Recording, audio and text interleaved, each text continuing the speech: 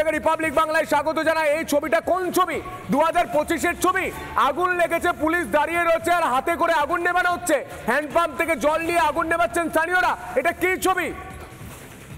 সমস্ত ইনফ্রাস্ট্রাকচার ভেঙে পড়েছে পশ্চিমবঙ্গ সরকারের।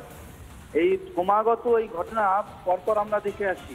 আমরা কয়েকদিন আগেই গত বছরের ঘটনা, যেটা ওই বারাসাতের পাশে যে দত্তপুকুরের ঘটনাটা আমরা কিন্তু দেখেছি, যে কিভাবে একেবারে আনচেক হয়েছে সমস্ত বাজির কারখানা, তার নেপথ্যে কি ধরনের সমস্ত বারুদগুলোকে এরা ওখানে ব্যবহার করত, সেটা কিন্তু বড় একটা ইঙ্গিত।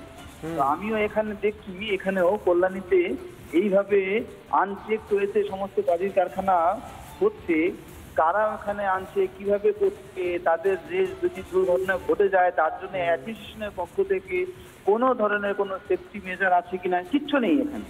তাহলে এখানে আমার একটা ছোট্ট প্রশ্ন রয়েছে। আপনি বিধায়ক, স্থানীয় বিধায়ক, রাজ্যের মুখ্যমন্ত্রী মমতা বন্দ্যোপাধ্যায় এগরাকাণ্ডের পর বলেছিলেন যে ক্লাস্টার তৈরি হবে বাজি কারখানার। ক্লাস্টার তৈরি হয়েছে কল্যাণীতে? কিচ্ছু হয়নি, কিচ্ছু হয়নি, কোনো কিছু হয়নি, কোনো কিছু হয়নি। সরকারের কোনো ভ্রুক্ষেপ নেই এবং পুলিশ মেশিনারি তাদের যে ন্যূনতম যে ডিউটি, সেই ডিউটিটুকু তারা কিন্তু করে না।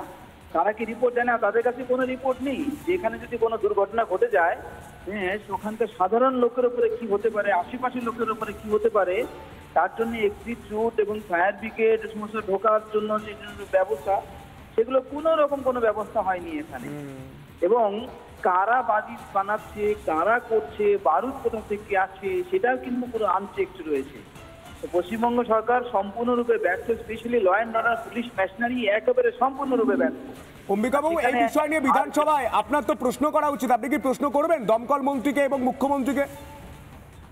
10 তারিখে বিধানসভা শুরু হচ্ছে এবং আমি এখানকার বিধায়ক হিসেবে, জনপ্রতিনিধি হিসেবে আমি অবশ্যই এটা তুলব। এর আগে যদিও অনেকগুলো ইস্যু আমি তুলেছি, কিন্তু কোনো ইস্যু, কোন রকম কোনো উত্তর কিন্তু আমরা বিধানসভা থেকে পাইনি। আমরা অসংখ্য ধন্যবাদ আপনাকে। অম্বিকা রায়, কল্যাণীর বিধায়ক, তিনি সঙ্গে ছিলেন, আমাদের সঙ্গে টেলিফোন লাইনে ছিলেন। ছবিটা গোটা বাংলার মানুষ দেখতে পাচ্ছে। নানা ধরনের কন্টেন্ট দেখার জন্য লাইক করুন, শেয়ার করুন আমাদের ফেসবুক পেজ, সাবস্ক্রাইব করুন আমাদের ইউটিউব চ্যানেল। পাশাপাশি অন্যান্য ব্রেকিং নিউজের জন্য অবশ্যই চোখ রাখুন রিপাবলিক বাংলায়।